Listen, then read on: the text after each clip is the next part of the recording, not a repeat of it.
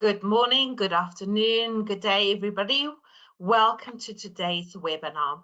My name is Natasha Heyman, and I'm part of the global marketing team here at Cohesive. Just a little housekeeping before we get started. This webinar will be recorded and all attendees are in listen-only mode. If you have any questions during the presentation, please type these into the question box or into the chat box into your GoToWebinar control panel. We will bring them up after the presentation with some scheduled time for questions and answers at the end of the session. Should you experience any technical complications or technical difficulties, please reach out on the help section on your GoToWebinar and a GoToWebinar technician will assist you. Now, without further ado, we will turn over to your host for today, John Anacito. Go for it, John. Thanks, Natasha, and good day to everyone. Thank you for taking time joining us today. Welcome to our Cohesive webinar series. Today, we will share insights and strategies in accelerating digital transformation in the rail industry. Today's webinar is brought to you by Cohesive. So Cohesive is a full asset lifecycle engineering system and digital integrator. We bring together industry, data, and asset experts, offering a unique end-to-end service integration across our clients' assets lifecycle. And through collaboration, we help design and deliver transformational outcomes within businesses for physical, digital, and natural environments to achieve our clients' practical service, financial, and social goals. So, digitalization and artificial intelligence are rapidly changing today's industries.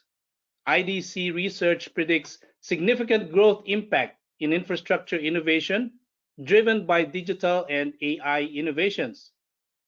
In fact, in the next 3 to 4 years, the study forecasts that market leaders will leverage digital platforms and AI for advanced analytics, revenue initiatives, and business growth.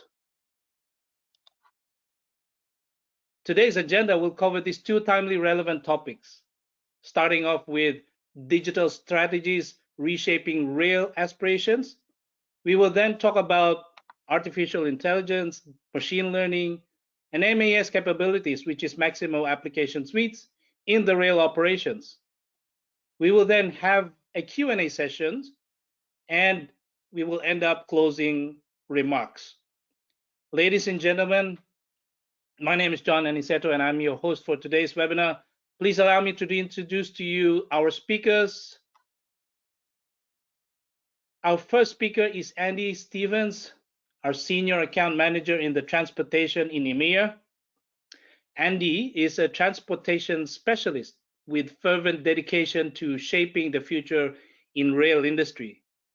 He focuses on facilitating digital asset innovation or navigation and optimization for transportation organizations. His expertise lies in comprehensive management of digital assets, whether it's guiding organizations through initial phases of digital transformation or helping them achieve a fully functional digital twin environment. Our second speaker is Mark Livies.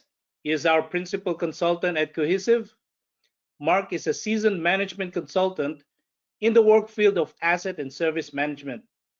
As a principal consultant, Mark is recognized as an EAM solution lead and asset management subject matter expert. His expertise is on the operational phase of assets such as asset management maturity assessment and all aspects of business operations ranging from maintenance to finance systems.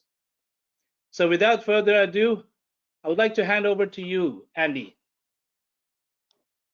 John, thank you very much. And a bit of a big topic to get through today. So as part of this, I wanted to identify, as we see it, some of the problems and challenges facing the rail industry, and then look at some real-world examples where these challenges are being met and some of the solutions and technologies that are being implemented to help actually bring in some of these new capabilities that we'd all like to bring into the rail industry. So if we just move to the next slide.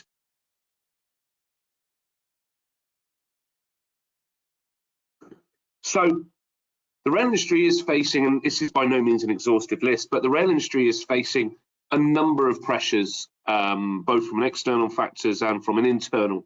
So, and if we look at this, firstly, the biggest one there is customers are demanding more. Customers today want a seamless, enjoyable experience when traveling by rail.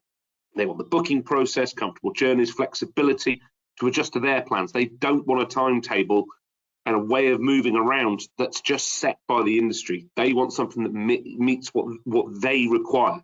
And during that, they want a better experience. They want to have touch points along the way. They want user-friendly ticketing, Wi-Fi available on board, and obviously signage and ability for disabled passengers to have the same experience as all the other travelers. So there's many challenges facing from that, as well as that final piece, the hybrid ways of working. People now are working from home as well as the office, so they want to be able to work during their transit, not just move to the office in the morning. And then into some of those more internal pressures. So a massive one in the rail industry is that multiple generations of technology.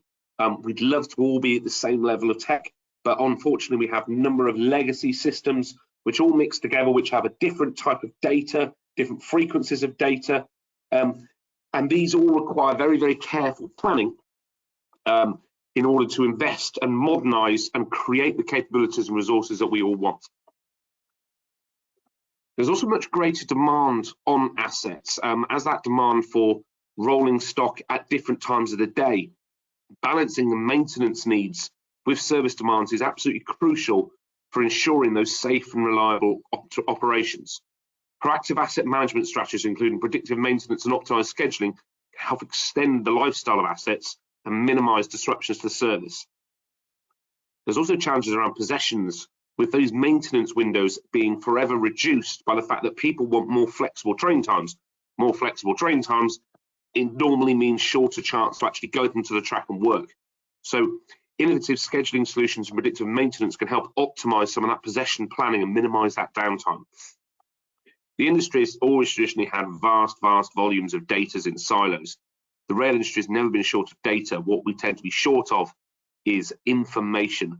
So how do we turn these data silos with the subject matter experts into something that can be used across the industry? Then we have these human factors coming in. So the limitations of resource. The industry has lots of engineers who know how to mechanically deal with some of the issues they see, but not necessarily from a digital perspective. And then you have that challenge, which is across the rail industry again. The workforce is aging. We're not attracting those younger members into our teams. So how do we first of all retain the institutional knowledge, and how do we develop new talent to ensure that we can continue to provide the services that we currently do, and also create that sustainable workforce for the future? And that's that last piece, the technical debt. There are a number of older technologies, there are a number of older workforce.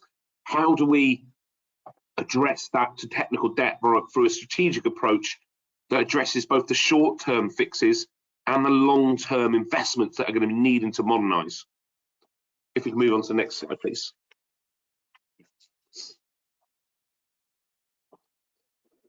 So just wanted to give a little bit of the idea of the scale of the challenge that's coming across from a digital perspective. But as you can see here, we've got that challenge. We've got digital trains, digital infrastructure, digital measurements, digital workbank, digital comms, digital planning. And it's absolutely critical in that scenario that we actually then have a digital strategy that is agile enough to adapt to both what we need now and those future requirements. Next slide, please.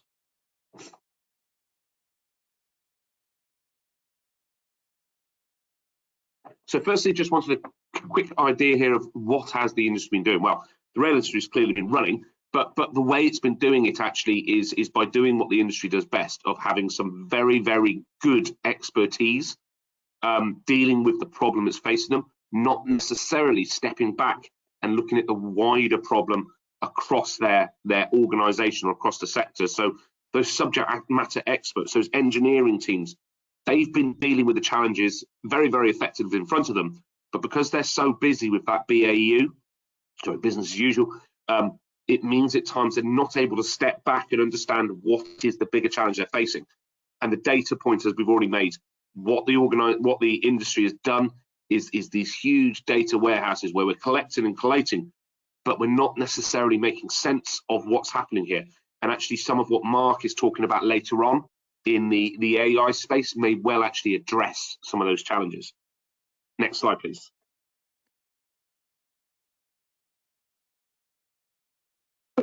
So I just want to have a little bit of an idea to begin with of what we think could be done differently, and then we'll move on to some real world cases and how that technology is actually helping to develop some of the platforms. So first of all, we think it's actually critical that data governance policies are established. It's really key to define how data is managed, stored, assessed, and shared within the organization.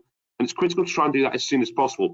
As soon as a project goes out to contract, you're fairly stuck then around what that data governance is going to be. So establishing what data you want to get, when you want to get it, the fidelity of that data, how we assure that data, we need to define that as early as possible. And that's both for new and for legacy systems. Now, obviously, legacy systems does throw up some challenges because we're kind of stuck with we've got, but the policies and the governance around it needs to be established as soon as possible.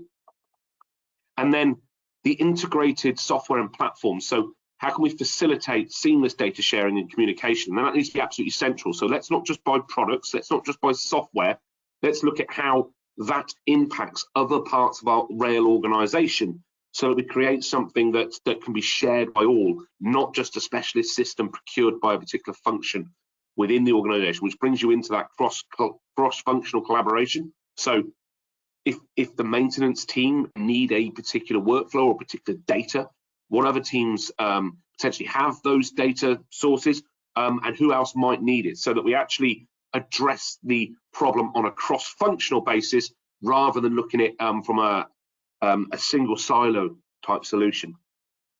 And then we really need to ensure that data quality and consistency, so that we're not buying a tool to deal with a problem, we're implementing processes and tools to monitor and enforce data quality standards across departments to actually help mitigate some of those errors and inconsistencies that can creep in otherwise. And then a final bit, providing comprehensive training.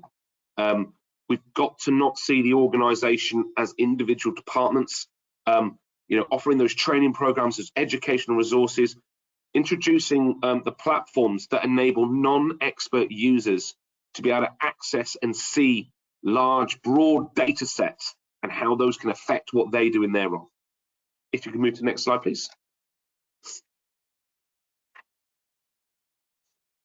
So this brings it into our first real world example. And actually, this is very much focused on that data fidelity data solution. So this is a national rail owner operator in the EMEA region. And they came to actually the cohesive team with a number of questions of how do we get maximum value from the data? How do we connect data together? And how do we ensure the data flows the right way? And what they were finding was happening is as they had a strategy in place, the individual teams were beginning to actually find solutions to some of the challenges as they saw it. But what the leadership team have done here is actually stop the procurement of software and platforms and move back to actually getting the strategy right first. So understanding where does the organization need to be in 5 years' time, where are we now, and some of that gap analysis. So the really key takeaways we found from this implementation was that need to step back from the implementation of solutions. Engineers are very, very good at dealing with the problems in front of them. What engineers don't always quite do is understand how those problems might affect other teams, what problems other teams are facing. So let's step back from those individual solutions, understand that wider and longer term strategy first. So understanding what information is required by whom and when, and just seeing how it flows across the organization. So there's so many assumptions made around what data is needed. We don't necessarily see who needs it and when, and how we can gain more capability from the platforms that we already have within the organization. and then identifying those silos. People assume at times data only applies to them, so therefore they become an SME, sorry, subject matter expert, and the data is very siloed. And we've got to make sure we have that breadth across the organisation, and that other teams can gain access to it, so that we're not just working in isolation of others. And understanding the resource implications. So we put a large piece in place to understand where the technical debt sat, the profile of that workforce, and how we can start implementing some decision support tools so in the future, when we start procuring some of these solutions, they fit into a wider digital strategy. Next slide, please. So I do apologise, the video might be a little bit jerky, but that's just a little bit of an idea of the visualization of the railway that we've created here. So this is HS2, which Cohesive have been working on for many years. And the reason I'm bringing this into play is this wasn't about creating a platform per se. HS2 wanted an integrated data environment where non-expert users could access highly technical engineering data and geospatial data in a manner whereby I've just had a message. I think my audio is back. In an environment where they could essentially have a single pane of glass across the organisation. And what Cohesive did, and if we could just move to the next slide.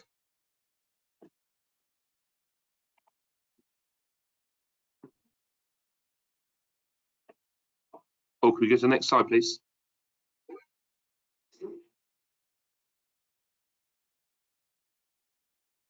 John, can you move to the next slide?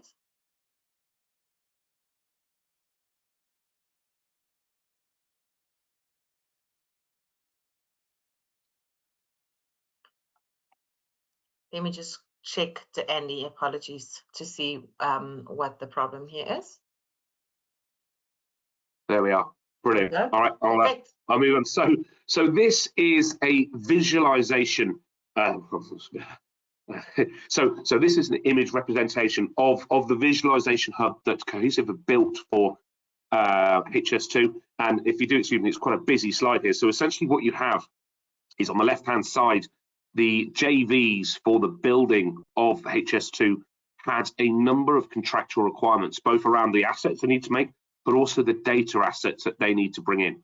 And HS2, I mean, they're not doing anything particularly special in regards to source systems, the standard source systems. So they have an enterprise asset management system, they have a documentation, they have a health and safety, they have engineering systems, they have progressive assurance and IoT data.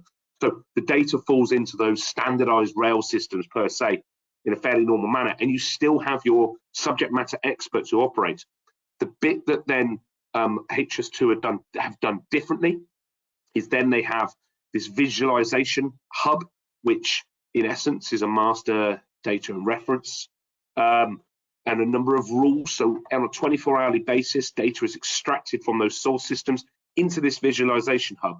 And then because it's all in this unified format, we then work with HS2 on the presentation layers. So that ability to then build a business case, and the limitation is not the access to the source systems, because they're all held in this centralized platform, and it allows going forward non-expert users to have a good view across the engineering data.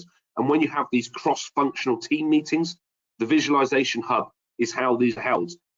There's no point going into individual systems. The visualization hub can integrate both ways, so both take data from and send data to the source systems. So every time there's an integrated team meeting, they all hold it in the visualization hub. And where this is different is, it means going forward, you can see the presentation there's all these contractual requirements, all new projects going forward, new business cases, they're identified around capability and functionality requirements, not access to data across systems. So it's a different way of looking at how you want to structure your organization and how you want to structure your digital strategy. If you could go next slide, please. So I'm just going to find a couple of slides of how actually the digital strategy here can be fed into this world of enterprise asset management. And that's always relevant to Cohesive because we are passionate in this world of EAM. and how it can be improved and how the implementation, and Mark is going to talk after me about some of the new exciting technology to bring into this. So EAM has been on different platforms, but relatively similar for quite a few years. But what we're now trying to do is actually looking for this iterative improvement. So to understand what functionality, what capability is required when, and understand how we can iteratively improve EAM systems using that feedback as a loop to keep iteratively improving them. And actually to provide platforms now that are far more flexible. The idea that you just buy into a software system and that's it, and changes are slow and it's not really working for you working for it, that's just not going to cut the mustard going forward. So we've been working with the industry to actually help adapt and enhance asset management platforms so that they are a more collaborative environment, and that the asset managers and technicians actually feel like they're not working for, that they're working with the platform. The platform's giving them the information, the functionality, the capability when they need it. They're not limited to updates coming in 6-12 months time. And also that ability for swift realization of value. So once we understand the functionality and capability required, where are the data sets? Are they held within the EAM system? Are they held elsewhere in the organization? How do we bring them together for a swift realization of value? Because ultimately, that's what's going to give the real return on investment required, justify, keep implementing into these systems.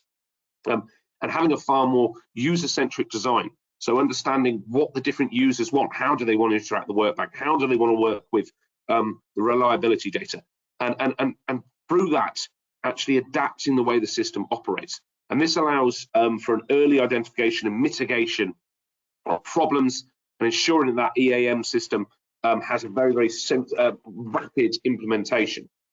If we can just move on to the next slide. And so here's a visualization of how we see the new world of EAM moving through. On the left here, you can see a traditional enterprise asset management implementation where the cost profile tends to be quite high at the start, but the benefit and the return on investment comes much, much later, where an organization determines what platform it is that they're interested in and what they want. Then they have an implementation and it goes on in the background for a period of 6-12 months, depending on how the complexity is, and then the move over to the new system. We at Cohesive are very, very keen on this agile approach, and we think for the rail industry, it works so much better because it's understanding what capability, what functionality is required, and then understanding what is available from current data sets. There is still an EAM implementation going on, but the actual benefit is seen at a much early stage because the capability, the functionality is developed at a very, very early stage. So you start getting that return on investment much, much earlier in the process. And we tend to find that the satisfaction and adoption from this type of methodology is much, much higher because you're working with the teams to determine how do they want the system to work for them, how do they want to adapt or improve their maintenance processes and improve the EAM at the same time. If we can move to the next slide, I will now hand over to my colleague Mark, who's got some greater detail about what some of these things are in the EAM world, as well as some of the AI and machine learning capabilities. Mark. Yes, thank you, John, for your great explanation there. So could we go to the next slide, please?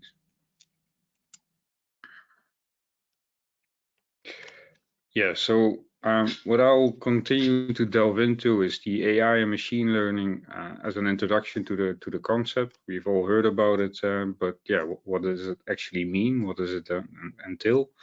Then also about the mass AI and IoT capabilities. It's basically shaping the future of asset management. So happy to share that with you. And then we'll also look into an example where it's basically an AI-based concept for enhanced reliability of doors in rolling stock. And then last but not least is like a full overview of our scope of services that we have on offer. Next slide, please.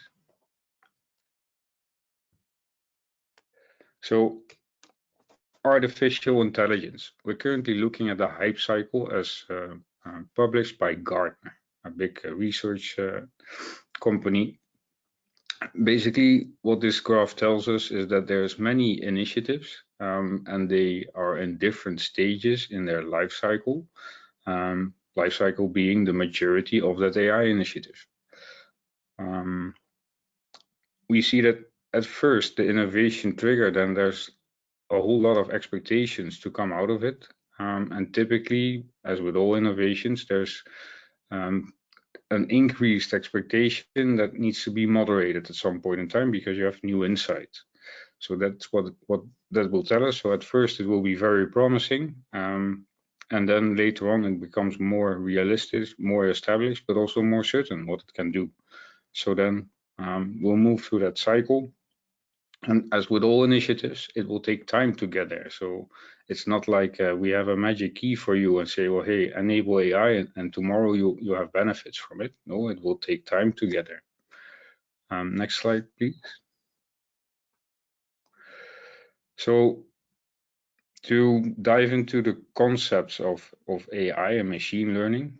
So machine learning is basically an enabling element within AI. Basically to do the digital processing and transformation. So what types of artificial intelligence can we distinguish? Well, it's generative AI. An example next to it would be that you have an original picture on the left, and you basically tell the computer by minimum input, say, well, hey, I would like to see a classic car. With a mirroring image in the clouds, and also a bottle of water would be very nice on the span of salt, and that's what you will get then. So computer can do the magic for you. The other side of AI is discriminative. So that means you throw a lot of data at the computer, and then it can categorize for you. So you need to go left or you need to go right, or it's orange or it's purple. So that's what AI can do for you to support you in decisions. Next slide, please. So within AI, we also distinguish different categories. So there's the data-centric AI, also like Andy already touched upon. Data is of the essence. So data enhancement is also a big topic. So we can also synthesize data. So that's also possible within AI to basically define data that's not there, but you have the surrounding data. So then you can synthesize or bridge the gap. There's also model-centric data that evolves about decision-making and making better decisions. Application-centric AI means you connect the IoT together. So that means operational technology and information technology is then merged. So then you operate something, but you also have a background IT system that works seamlessly together. Last is the human-centric AI, where AI would basically take on the role of a human. So that evolves around taking responsibility. But there's also some challenges there. So that's like the trust and risk factors, and also the privacy element and the ethical part of it that needs to be ironed out. So proceedings there will be slow. Next slide, please, John. So what are we looking at for a model-based artificial intelligence model? So it's a big slide with a lot of information, but key essence is that if you do a deterministic human analysis, like for instance a Six Sigma analysis, then you take a big portion of data, you process it, and then you can evaluate to what extent your process yields Six Sigma. But that's like a one-time event that you do, or intermittent, that you do on a set of data. Now, what do you do with artificial intelligence? You do it continuous. So that means you have a feed of data that you continuously analyze in a way, and you have an automated output. So it's not a one-time event or an intermittent event. No, it's continuous. So you're continuously driving the outcome based on that analytics. So that's what we're telling you that AI will do. So it's less human interference, less human factor involved, and at the end, it's about finding an optimum between the complexity of a model and also the confidence that you have in the outcome. Because if it's overly complex, then your confidence in the outcome decreases. But if it's too simple, then obviously you introduce a mistake in the decisions that you make. So the chances that you're off are then higher. Next slide, please. So then we talk about the Maximo Application Suite. So many of you may know Maximo as a solution. So Maximo Application Suite is the evolution of that. So that means that there's Maximo Manage in MAS terminology, where Maximo Manage is basically the old Maximo, and then there's other elements and capabilities added onto it that makes it the application suite. So that means that IoT connectivity is enhanced. You can also have different capabilities to basically have a different asset health monitor. You can have assist, where you basically have mixed reality support of technicians to do maintenance jobs. That means that with MAS, you still have access to your computerized maintenance management system. It's still an enterprise asset management system, but there's also more to it, more in the direction of crossing that bridge of digital data, doing something with it, using the asset performance management and also reliability-centered maintenance types of approaches. Next slide, please. So next we go into an example of what MAS could do. So as an example here, we use the doors and passenger trains. As you may know, it is a big factor for reliable train operations and also the experience of the passengers. So whenever they come across a closed door, as in the picture on the left, then it's inconvenient for the traveler. And maybe if there's too many doors closed in one train set, then the train needs to go out of operation. So then you have a disruption in service, which obviously is to be avoided. So there's a big reliability aspect to doors. On the right side, you see an example of a high-speed train in Germany where the door fell off basically in operation. So you see shattered glass. I think 2 people were injured. And of course, the whole train operation had to stop. So the track had to be closed off to investigate what was going on. So a big disruption was there because of a door. So next slide, please. So in a classic condition monitoring setup, what would you do? Well, typically you would do an RCM study, which includes like a failure mode, effect and criticality analysis. So that means that you identify failure modes of doors and you find a mitigating strategy to reduce that, because that's the whole premise of doing preventive maintenance, to maintain the asset in a way that it continues to operate.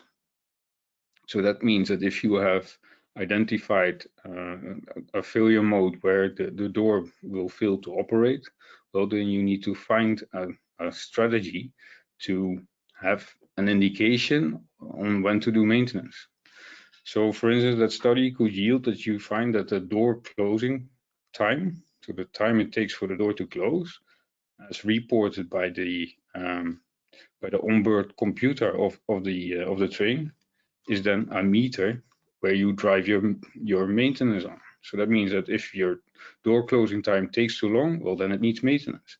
Simple as that. So in your classical condition monitoring, and you may already use it that way, it's like this. It's a one-time event where you do that study. you have it set up in a way that you have an indicator for doing it based on the condition. In this case, the condition would then be the door closing time, right? So if it's fast, then it's operating fine, assumingly. But if it's closing slower and slower, then you have a problem, or a rising problem that you want to address with preventive maintenance. So that's the classical one. So now we move to the new age one. So how would we do that? Well, we need parameters and data, basically. So why parameters? Well, you still need to tell the computer what's the desired outcome. So if you want a fully reliable door, then you may need to consider having redundancy in a door. That may be a subsystem, but also in doors. So if you have more doors, then you have less likelihood of disruption of your train service, effectively. But then you're redesigning the train. So it's about telling the computer what is the desired outcome. It's still needed by humans to define that. So it's basically the playing ground for AI to do its magic. Then, of course, the data sources. So onboard computer, history of maintenance, history of problems. Because there's a difference between doing maintenance and having a breakdown or failure, right? So all these different records are needed because there can be, in retrospect, relations and patterns there between those events that we have not thought about, but the computer can identify that. For instance, the operating conditions. So whenever there's a corrective work order, a new work order is raised with a problem, but what were the conditions that it happened? Temperature, humidity, location, maybe. Maybe there's like a big vibration there in the railway, which affects the door to operate. All those elements are potentially very important for AI to do its work. So we need to disclose those data sources. The next step. So I'm now at the process data. What's the next? So that means that you or the computer will be able to identify patterns of seemingly unrelated data. Like I just said, well, if there are certain conditions for an event to occur, then the computer will find that. And it can use that pattern to go into a predictive mode. So if there's the conditions there for that failure to reoccur, well, then it can flag it and say, well, hey, we need to intervene now by means of maintenance to prevent a breakdown or prevent a failure. So then we're in a predictive mode where the action is initiated when conditions are met to make it sensible to reach that desired reliability level. So that means it's not that static thing again with door closing times. No, it may be one of those factors, but it may be moderated by other conditions like temperature, humidity, air pressure, those kind of things. So that's the new age condition monitoring. I think now we would like to open the floor for a question or two before you move on. I'm aware that this is a lot of information, but you may have some questions already. Yeah, Mark, there is a question here actually that has been posted there.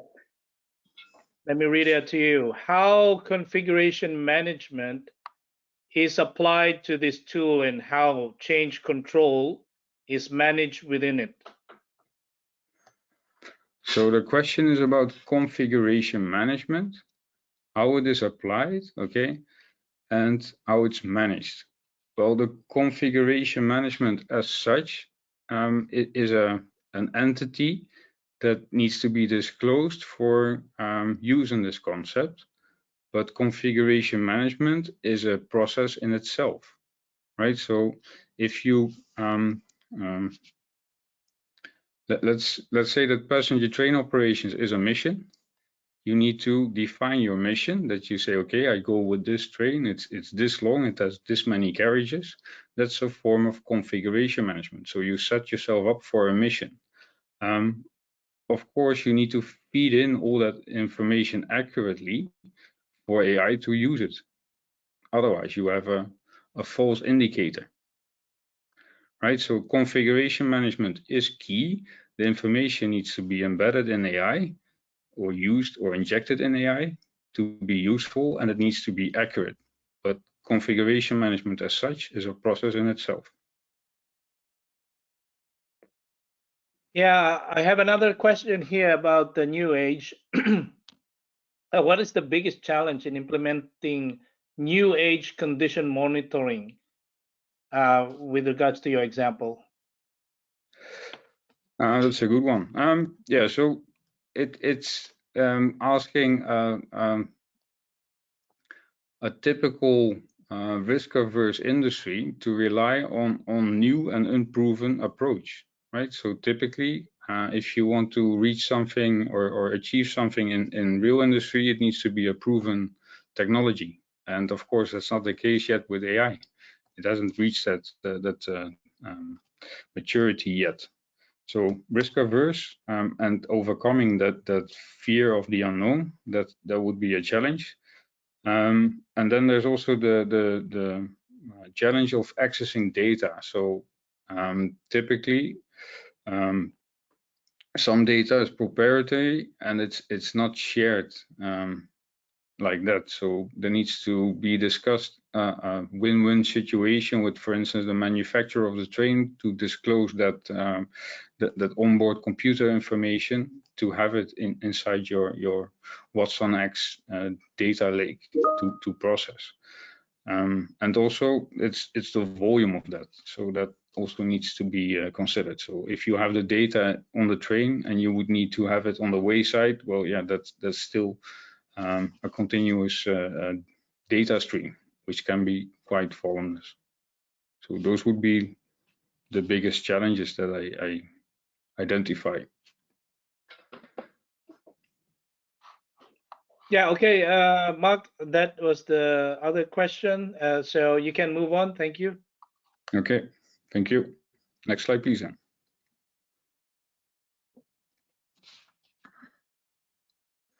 Yeah, so next we'll discuss the cohesive expertise. So it's the full palette of services and products that we have on offer. So this is like an excerpt of that. So it's about asset management, our footprint in rail. I'll point that out. We have a mass rail template developed. We have a product named Capacity Planner and Data Utility, and we also offer managed services. So we'll shortly go through these for you to have an understanding of what we have on offer. Next slide, please.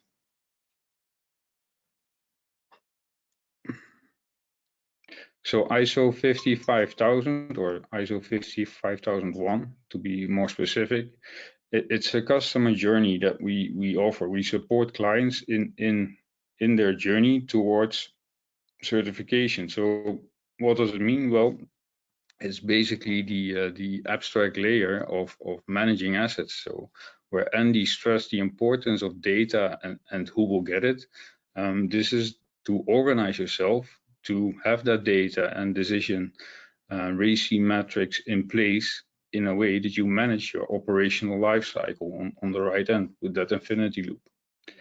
So that's basically what we do. So that's business consulting towards making organizations ready for certifying in ISO 55000.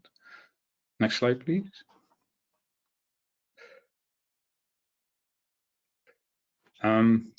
We have created a transportation template for complex assets. Why complex assets? Well, that has to do with the configuration management bit. So in the question just now was asked about configuration management. Well, Maximo or MAS has a capability to have asset configuration manager as a software component to manage those complex assets. So whenever you install and remove an asset, you basically do that. So to execute that process in itself, as I refer to it, that's actually contained in that Maximo Asset Configuration Manager software component. So it's on top of, it's an add-on to the Maximo or MAS capabilities. So with that said, we have created a transportation template that includes that configuration management process even. So that means that if you, let's say you don't have such a system yet and you would like to use it, well, that template would be a head start, or it's a head start. So we shift the focus from inventing the wheel to basically enhance the template based to the context of that of your organization. So that means that we add industry best practices to an out-of-the-box mass product, right? So it's installed, we deploy a lot of packages to it, and then you have your template set up. And basically all you need is data, and then you could start using it. Next slide, please.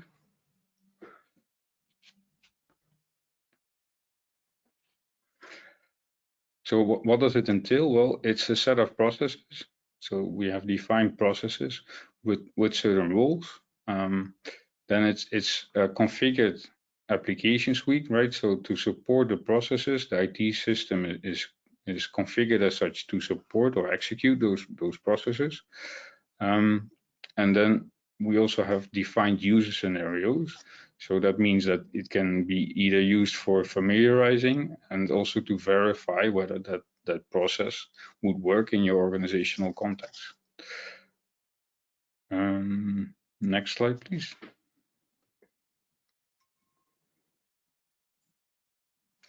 Yeah, so how did we come about that transportation template? Well, that has its origin in our footprint and real. So any client asks for best practices. So at the end, we thought, well, we have served many clients, as you can see, are all around the globe. And what about our best practices? Can we consolidate that into one thing that we can refer to? And the answer is yes, and that's the transportation template. So our footprint was utilized to substantiate that transportation template. Next slide, please. So here's an example of a custom application that would be or that is included in the transportation template. It's called fleet WO planning. So that means fleet work order planning.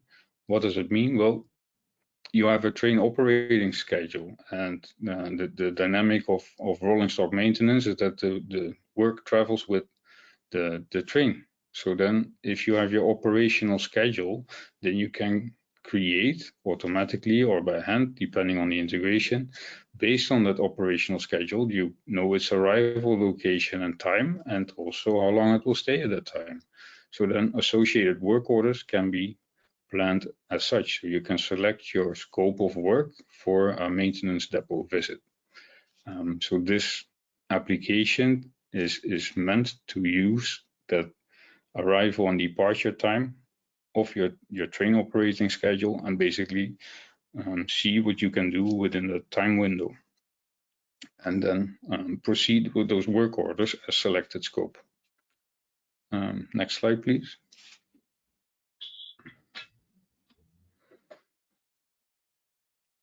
So another solution that we have is the capacity planner.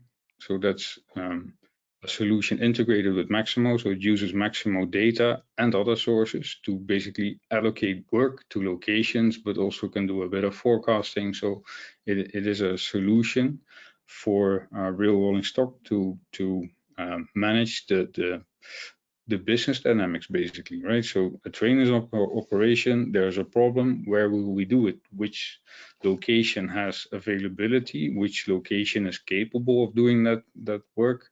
How urgent is it? So all these factors are taken into consideration to allocate the work to any specific location en route.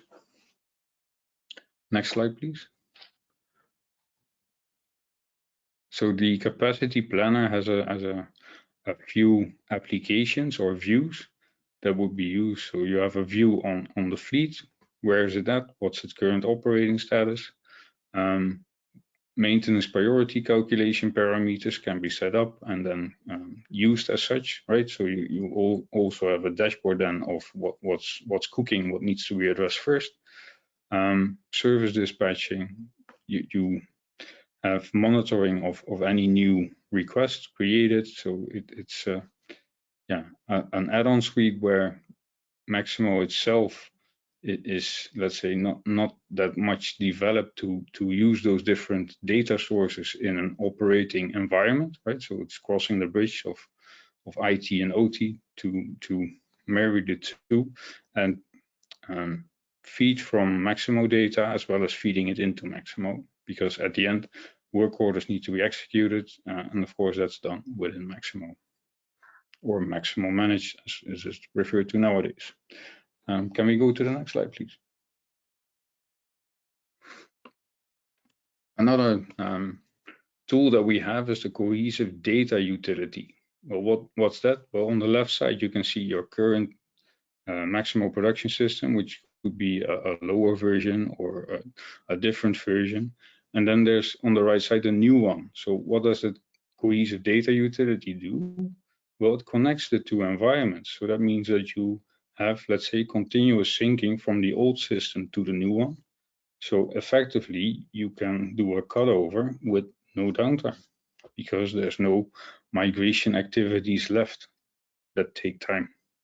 So normally when you move from one system to another, it's done over a weekend or so to do last minute migration tasks of open records and those kind of elements. That cohesive data utility takes care of it. So there's extract, transform, and load capabilities within that utility. Next slide, please. Yeah, so the last bit is the cloud services. So that means that the MAS solution, for instance, runs on Red Hat OpenShift as a platform, and we offer services to have that up and running for you, and not needing to build Red Hat capabilities to manage those systems, for instance. So that means that we have a full scope of services that we offer. Next slide, please.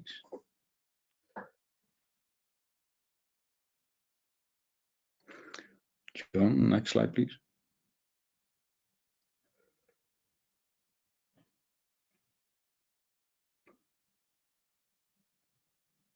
John. Well, what I want to conclude with is that we have a scope of service. Was the slide moved out? Or? That's the one, yes. So we have a full scope of service where all these elements that come into play to have the hosting organized, sorted, and operating according to this needed specifications with availability, failover, and everything. That's what we have on offer there. So yeah. So that means that our services range from business consultancy on the far end of the spectrum of being ISO 55000 certified and knowledgeable to the IT hosting bit and everything in between.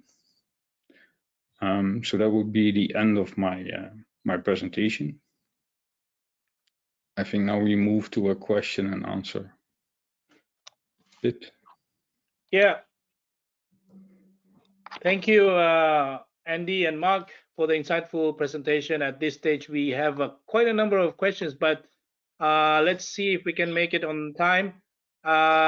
There's one question in particular with regards to the AI. Do you have a business case for AI initiatives? Ooh, a business case. Good question. Well, typically what we see with clients is that they have a digital strategy, like and they also stress the importance, right, of a digital strategy, and that digital strategy forms a vision. And many AI initiatives have seemingly or not directly related prerequisites that need to be met for AI to work. So as such, it's a really big topic, and we've never seen an AI initiative being treated as a business case because it's embedded within the strategy, and there's multiple steps to complete to fill in the prerequisites for making AI work.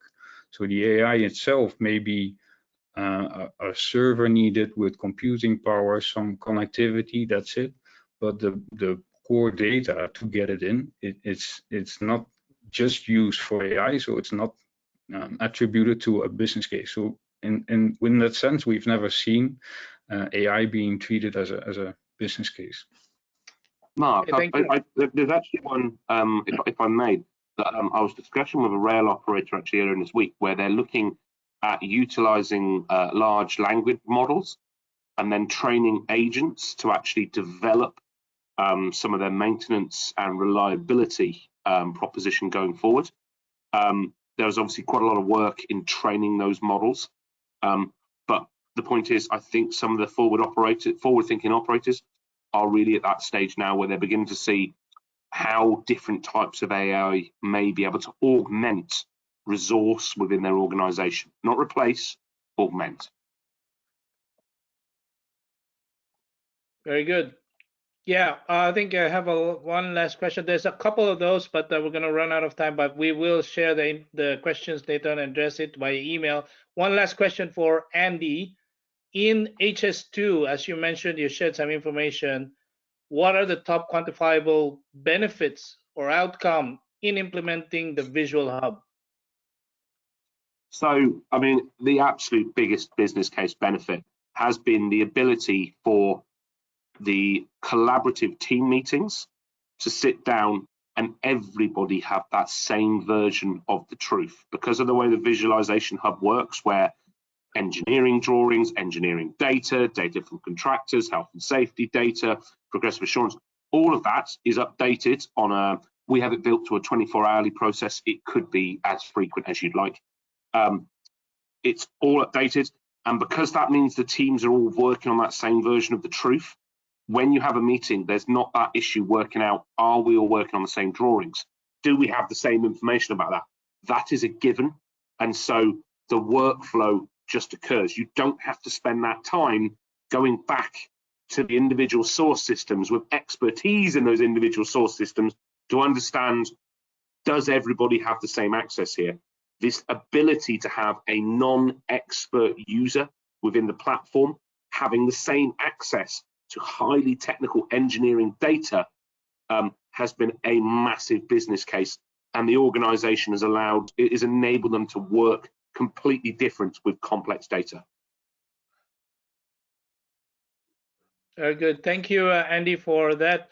As we are now short of time to address all of your questions, we do have a lot here on the list. And thank you very much for writing those questions. We will address and email our answers to all your questions together with a link where you can download a video recording of today's webinar. Now, before we officially close and end our session, I would like to take this opportunity to update and invite you to our upcoming events. So Cohesive team will be in Sydney on the 23rd of May for the Bentley Illuminate Infrastructure Engineering Conference. Please do join us there and hope to see you there. And please do look out for our Cohesive Executive Face-to-Face Lunch and Learn Forum happening in your respective cities. The date will be announced and advised to you upon an invitation you will receive soon, very soon. So thank you for your questions. Please look out for those. And so we come up to the end of our webinar. We hope this session was actually very fruitful for everyone. And for further information, you may scan the QR code on the screen and download information about us and Cohesive. And so with that, on behalf of my colleagues and Cohesive, we thank you for your time, and we do stay safe and hope to see you again. Thank you. Thank you, everyone. Thank you, Mark, and thank you, Andy.